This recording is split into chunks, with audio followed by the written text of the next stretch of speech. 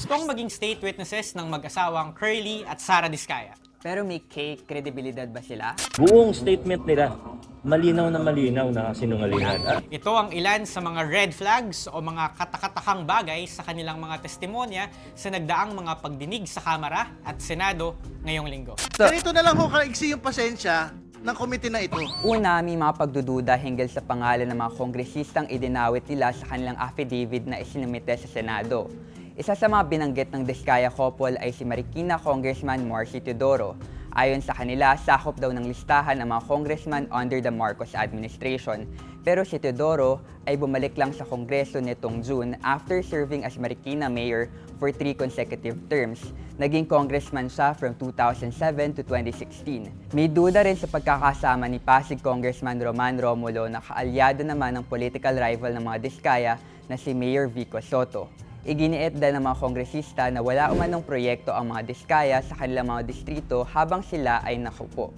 This is the first time I saw Mr. Pacifico F. Diskaya. Ikalawa, tila may pagkambyo si Curly sa pagdawit kina Speaker Martin Romualdez at Zaldico. Malakas kasi ang loob ng mag-asawang i-name drop ang pangalan ng dalawang makapangyarihang kongresista sa modus operandi. Kasama pa nga ayon sa accomplishments ni Chis Escudero sa kanyang farewell speech as Senate President. Nasabi na rin po, Ginoong Pangulo, ang the name that cannot be mentioned, ang pangalan ni Speaker Martin Romualdez at Congressman Zaldico sa pamamagitan ng paghihiring. According to the Diskayas, kina Romualdez at Co raw napupunta ang malaking porsyento ng komisyon mula sa mga DPWH projects. To be fair, sa affidavit ng Diskayas, mga kongresista at DPWH officials daw ang gumagamit ng mga pangalan ng dalawa.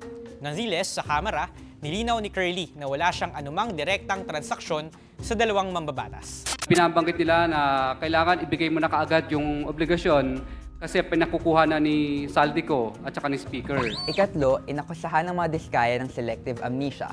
Bakit daw ang mga nasa listahan lang ng mag-asawa ay ang mga opisyal lang sa kasalukuyang administrasyon when nag-flourish ang kanilang careers bilang kontratista sa ilalim ng Duterte administration.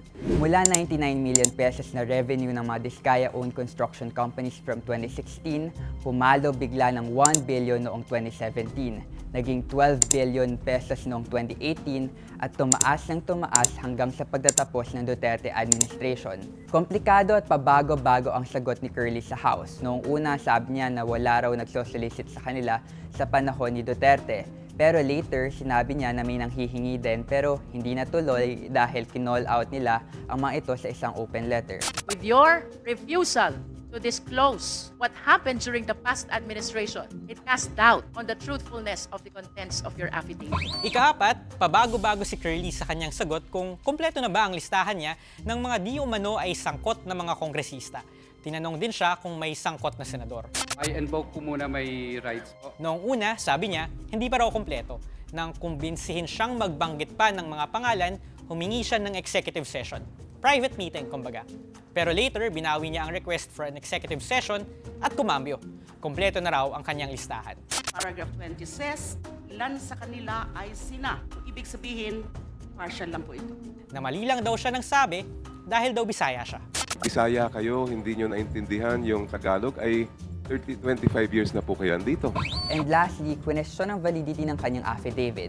Pinanotaryo kasi ito ng mag-asawa pero ang professional tax receipt ng notary public doon ay 2024 pa ang nakalagay na date. Ibig sabihin, expired na raw. Mere scrap of paper. Maraming beses pa nating makita sa telebisyon ang mga Diskaya habang patuloy na inuungkat ang lalim ng kanilang papel sa mga maanumalyang transaksyon sa gobyerno. Pero sa kanilang mga unang pagharap sa Senado at Kamara, tagilid ang kanilang hiling na maging state witness. Kung may mga nalalaman pa kayo tungkol sa mga Diskaya na hindi pa nauulat, i-email kami sa investigative@rappler.com. Pwede rin kayo mag-download ng Rappler Communities app at mag-usap tayo doon.